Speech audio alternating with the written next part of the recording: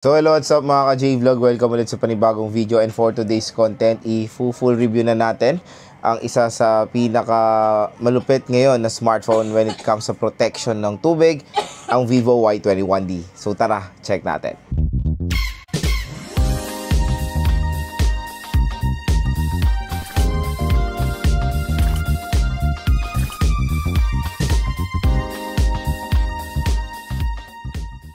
So shoutout sa mga nakanood ng ating unboxing game test sa Vivo Y21D, and this time full review na natin itong smartphone na to. At yun nga, bago tayo mag-start, saan ba tayo bibili ng below super duper mura na Vivo Y21D dito sa ating View Products? Dito sa ating View Products, below up to 1,000 pesos off pa ang pwede nyo makuha na discount. 'Di ba? Napakalaki. Bukod doon sa below SRP na siya, na sale price, meron pa kay additional na voucher mula dito sa ating YouTube channel. So, grab nyo na yung chance makuha yung Vivo Y21D at a lower price. So, ano nga muna ba ang SRP nito? Ang SRP niya is 7,000 pesos for the 4GB 128 and 9,000 pesos for the 6GB 256. Sa online, yung 4GB 128 and na 7K, mas mababa pa yan. Usually, 6 plus. Usually, nasa 6K sagad. Tapos, pag in-apply yung voucher natin, there's a possible price na makuha nyo ng 5,000 plus lang ang Vivo Y21D. So, 5 to 6,000 pesos, pwede nyo makuha itong smartphone na to. And, yun nga, dito sa ating full review, syempre, bibigay ko sa inyo yung pros and cons din netong si Vivo Y21D and overall impressions and overall experience ko sa smartphone na to. So yun mga ka-J-Vlog, next is gusto ko i-share sa inyo yung pros and cons netong si Vivo Y21D. Yes, may nakita rin ako mga advantage and disadvantages ng smartphone na to na for me, para malaman nyo rin na kung ano ba yung mga best feature na pwede ma-offer neto at yung mga parang nakulangan si Vivo rin sa smartphone na to. Again, for its price, ang pinaka nakaka-disappoint dyan is of course yung RAM. I don't know kung bakit nag-o-offer pa rin si Vivo ng 4GB of RAM with that kind of price tag na 5 to 6,000. Even yung SRP niya na 7,000 pesos. Ano niya, yung pinaka top of the line na 6GB of RAM for a price na 9,000 pesos, a big no-no. I think ang minimum na kailangan na natin for that kind of price tag is 8GB of RAM. So yun nga, RAM ang pinaka nakaka-disappoint lang dito sa Vivo Y21D. Napakakuripot ni Vivo when it comes sa kanyang RAM, lalo na sa kanyang presyo. Again, kung mag-sale man si Vivo ng 4,000 to 5,000 4GB of RAM, siguro ma-accept ko na siya kasi medyo maganda rin naman yung specs netong smartphone na to. Kung makuha niya siya ng 5 plus, for me medyo acceptable kasi yun nga, merong magandang feature din si Vivo Y21D. And nung nag-game test ko naman siya, ang ating variant is a 4GB 128. So far, when it comes sa MOBA games and COD, na-handle niya naman as long as wala kayong nakabukas sa mga any applications. Yung RAM niya naka-focus lang sa gaming, walang naka-open na kahit ano. Makakalaro rin naman kahit papaano. Pero again, I will not suggest this sa mga gamers. Pwede siya for casual gamers lang. Yung mga naglaro lang ng ML, paminsan-minsan, or yung tutok talaga sa ML, pwede rin naman kahit papaano. Next na con niya for me is yung kanyang resolution HD plus 720p. Again, ito ay doon sa top of the line na 256. For a price tag na 9,000 pesos, I think sa sale price nito is 8,000. Tapos possible makuha nyo ng 7,000. Hindi pa rin perfect fit ang HD plus 720p. Pero doon sa kanyang base model, kung makuha nyo siya ng 5,000 or 6,000 below, okay naman or acceptable naman yung HD plus 720p. So again, depende na lang kung magkano nyo nakuha tong smartphone na to. Doon nagde-depende kung sulit ba yung specifications niya. Kung below 6,000 pesos, HD plus 720p is reasonable naman yan kahit papaano. And next, of course, sa kanyang chipset. Again, ang perspective na naman nito is doon sa top of the line. 7 to 9,000 pesos sa price tag na MediaTek, Unisoc 7225. For me, mababa yan. Usually, ang in-offer na ng ganitong price range sa smartphone is 5G pa nga, and mga Helio 4G top of the line like G99, G100, and G200. And yung Unisoc dito sa ganitong presyo, I think yung Nubia nag-offer ng 8100 ba yon na Unisoc, and even 5G pa nga, diba? So again mga ka-J-Vlog, the Unisoc 7225 for the top of the line is a big no-no. Kung sa base model 5,000 pesos, medyo skeptical pa rin. Kasi yung ibang mga brands nag-offer na rin ng G99. Kahit nga sana ginawa na lang nila tong 7250, pero 7250 nga naka-design na to more on sa sa more mas budget side kumbaga. So, kumbaga itong chipset ng Vivo Y21D, hindi po naman siya mabagal pero hindi siya perfect sa kanyang price. Kaya kung mag-expect kayo ng mas higher performance sa smartphone na to, please manage your expectation dahil yung kanyang chipset is pang budget meal lang, kumbaga. So far, yun na mga ka-J-Vlog yung napansin kong cons na itong smartphone na to. Next, dito tayo sa mga advantages niya. Meron naman tayong mga few din na nakita. Unang-una dyan, yung pinaka mina-market ni Vivo dito is of course the IP68 and IP69 water and dust resistant. Gumawa na rin ako ng video na nilublob ko mismo sa tubig itong Vivo Y21D. Ito po yung legit na pwede po malublob sa tubig dahil ang protection nito is IP68 and IP69. Yung ganyang increased protection ay nakikita natin sa mga iPhones and of course Samsung flagship and even yung mga ibang Android flagship smartphone na merong IP68 water and dust resistant. So, konting kaalaman lang when it comes sa mga ingress protection or IP rating.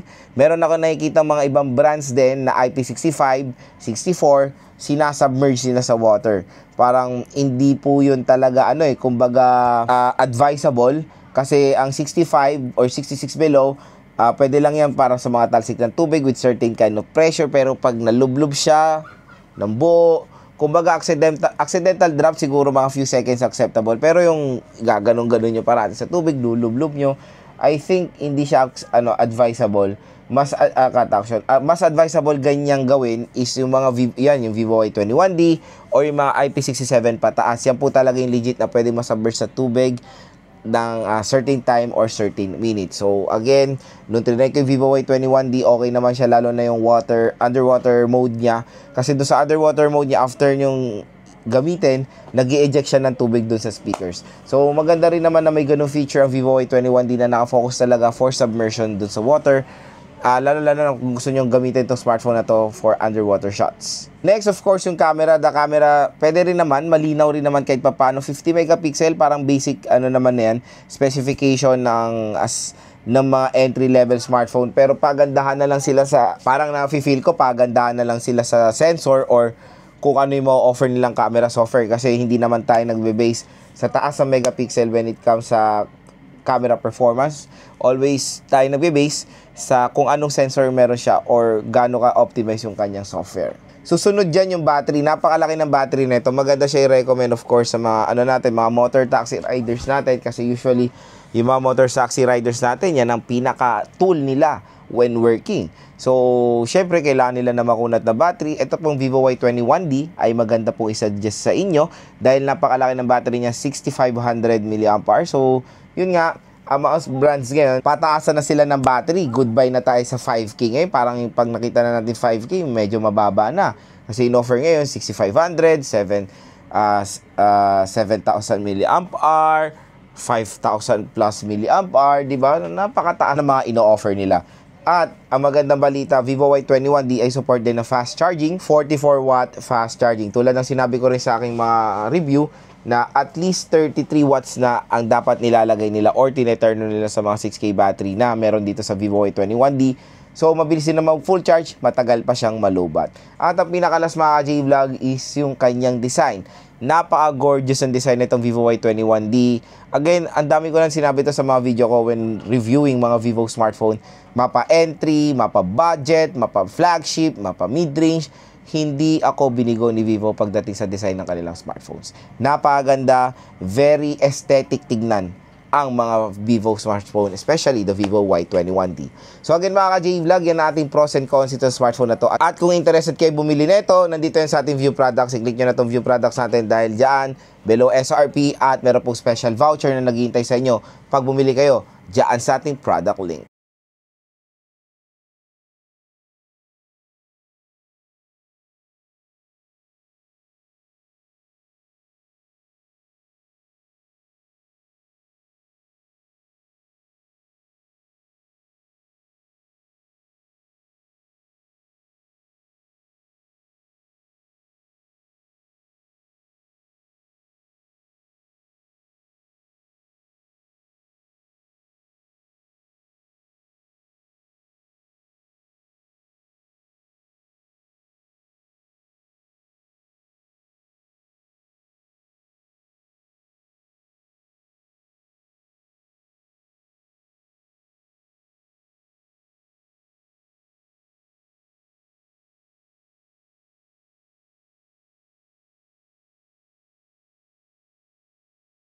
So let's explore yung design at build quality netong Vivo Y21D, pero in fairness when it comes sa design niya, napaka-outstanding. Hindi talaga ako binigo ni Vivo when it comes sa design ng mga smartphone sila. Napakaganda.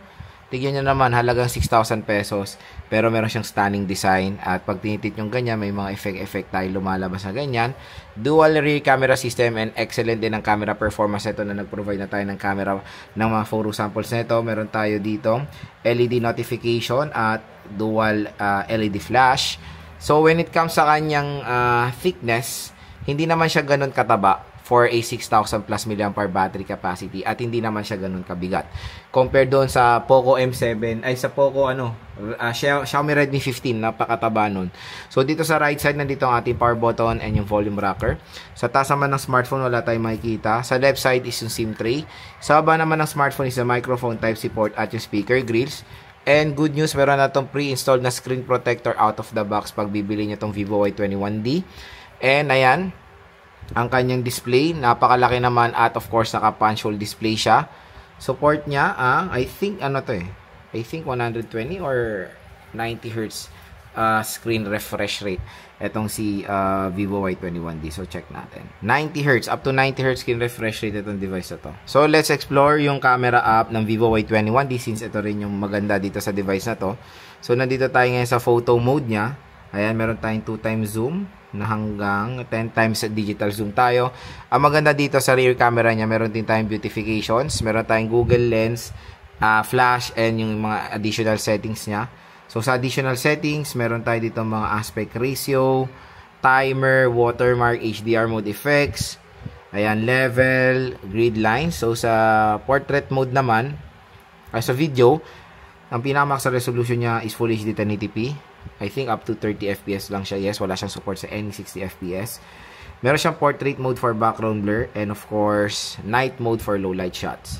Sa more naman, meron tayong, ayan since ito nga si Vivo Y21D ay water resistant, meron siyang underwater photography. So, syempre kasi pag nag-ano kayo ng underwater is mako-compromise talaga yung screen nyo, may mga accidental touches. Kaya dito ang gagamitin nyo is yung volume rocker to take some photos.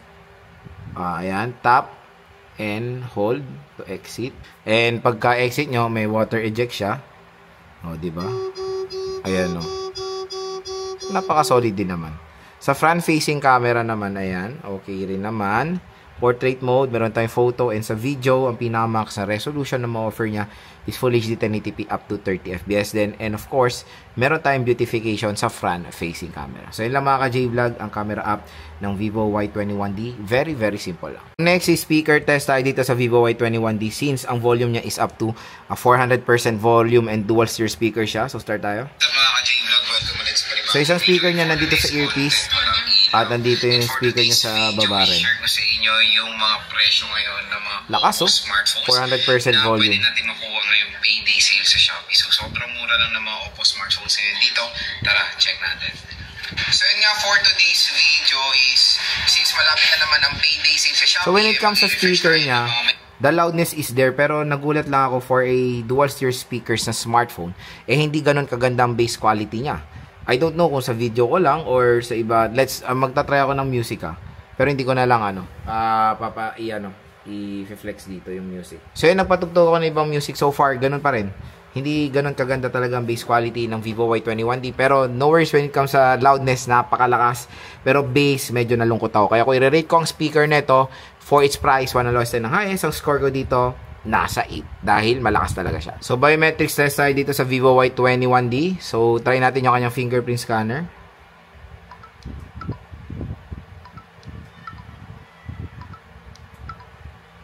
Wow, mabilis Next is face unlock.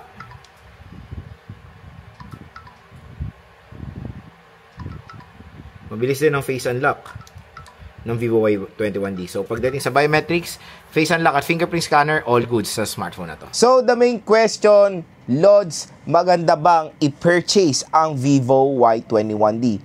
Bago ko sagutin yan, kung interested nga kayo bumili ng Vivo Y21D dito sa View Products, bibili kayo dito sa ating View Products. Below SRP dyan ng smartphone na to at meron po special voucher up to 1,000 pesos off po ang pwede nyo makuha. So, the Vivo Y21D, for me, marami magiging skeptical, to be honest. Lalo-lalo na yung RAM. Yan yung magiging deal breaker ng iba. Yung RAM, yung iba naman, may engganyo sila sa IP rating na legit naman talaga na isa to sa smartphone na merong magandang ingress protection or mataas na ingress protection na kaya nang makipagsabayan sa mga iPhones and Samsung. Napakamura pero pwede masubmerge talaga siya sa tubig. Yun yung ibang, yung mga consumers na, yan yung mga hinahanap ng ibang consumers.